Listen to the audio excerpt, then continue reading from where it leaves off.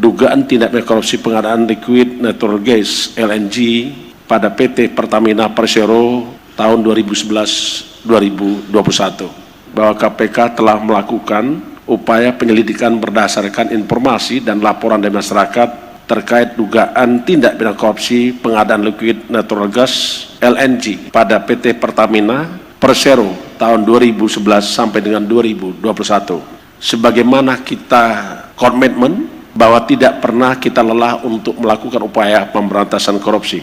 Di dalam upaya tersebut maka KPK menindaklanjuti laporan masyarakat terkait dengan dugaan adanya tindak pidana yang menjadi wewenang KPK didasarkan atas informasi dan data yang selanjutnya dilakukan penyelidikan sebagai upaya KPK untuk menemukan suatu peristiwa, dan peristiwa tersebut adalah peristiwa tindak pidana korupsi. Kemudian KPK telah mengumpulkan bukti permulaan yang cukup sehingga kita lakukan penyidikan dan menetapkan serta mengumumkan tersangka sebagai berikut. GKK alias KA, Direktur Utama PT Pertamina Persero tahun 2009 sampai dengan 2014.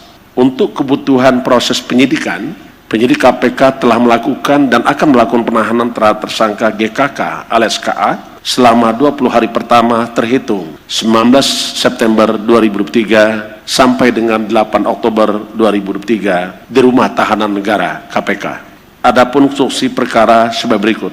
Sekitar tahun 2012, PT Pertamina Persero memiliki rencana untuk mengadakan liquid natural gas sebagai alternatif mengatasi terjadinya defisit gas di Indonesia. Perkiraan defisit gas akan terjadi di Indonesia pada kurun waktu 2009 sampai dengan 2040, sehingga diperlukan pengadaan LNG untuk memenuhi PT PLN Persero, industri pupuk, dan industri petrokimia lainnya di Indonesia.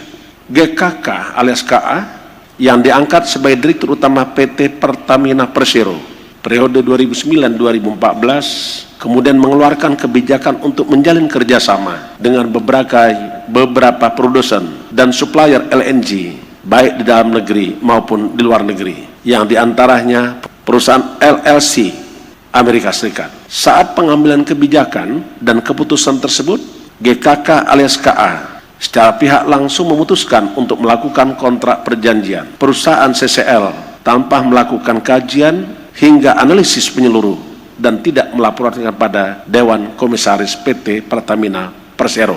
Selain itu, pelaporan untuk menjadi bahasan di lingkup rapat umum pemegang saham RUPS, dalam hal ini pemerintah, tidak dilakukan sama sekali, sehingga tindakan GKK alias KA tidak mendapatkan restu dan persetujuan dari pemerintah saat itu.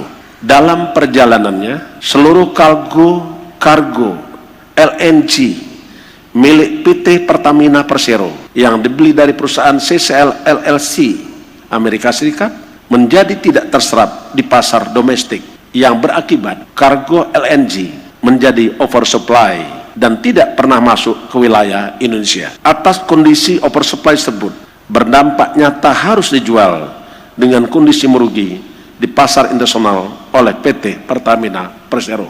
Perbuatan GKK alias KA bertentangan dengan beberapa ketentuan, diantaranya Akta Pernyataan Keputusan RUPS tanggal 1 Agustus 2012 tentang Anggaran Dasar PT Pertamina Persero, Peraturan Menteri BUMN nomor per 05/MBU/2008 tanggal 3 September 2008, Peraturan Menteri BUMN nomor per 01/MBU/2011 tanggal 1 Agustus 2011, Peraturan Menteri Negara BUMN nomor PR 03/MBU/08/2017 tentang pedoman kerjasama BUMN. Dari perbuatan GKK alias KA mengakibatkan timbulnya kerugian keuangan negara sejumlah sekisar 140 juta US dollar atau setara dengan 2,1 triliun rupiah. Atas perbuatan tersebut, GKK alias KA disangkakan melanggar pasal 2 ayat 1 atau pasal 3 Undang-Undang Republik Indonesia nomor 31 tahun 1999 tentang pemberantasan tindak pidana korupsi sebagaimana telah diubah dengan Undang-Undang Republik Indonesia nomor 20 tahun 2001 tentang perubahan atas Undang-Undang nomor 31 tahun 1999 tentang pemberantasan tindak pidana korupsi, yonto pasal 55 ayat 1 ke 1 KUHP.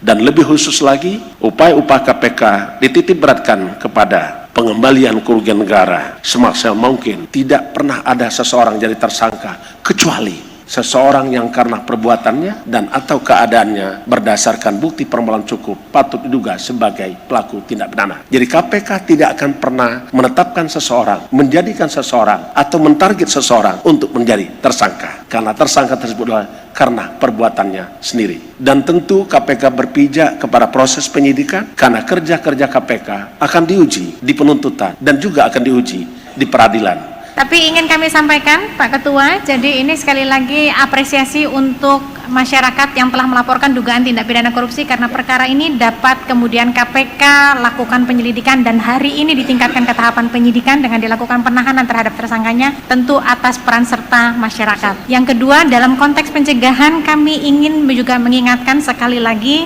bahwa kasus ini menambah daftar korupsi di BUMN. Data penanganan perkara yang KPK lakukan sejak 2004 sampai dengan semester 1 2023 terdapat 129 tersangka yang berasal dari BUMN dan BUMD. Tentu ini menjadi satu keprihatinan, karenanya KPK melalui Direktorat Anti Korupsi Badan Usaha terus mendorong dan mengimbau agar badan usaha menjalankan bisnisnya secara berintegritas dan beretika dengan mengedepankan prinsip-prinsip good corporate governance. Terima kasih, kami tutup. Wassalamualaikum warahmatullahi wabarakatuh.